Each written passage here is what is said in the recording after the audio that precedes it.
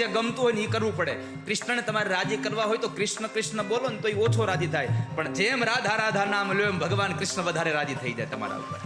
કારણ કે ને રાધા બહુ ગમે છે.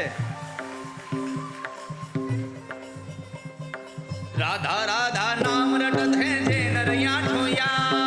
રાધા રાધા નામ રટત હે જે નરયા ઠોયા,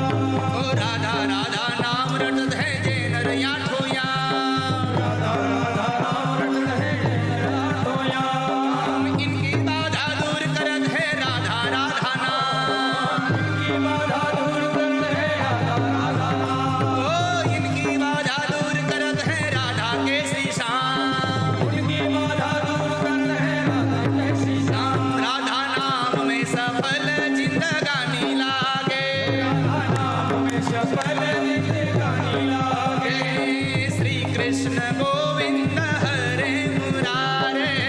कृष्ण गोविंद हरे मुरारे, हे नाथ नारायण वासुदेव,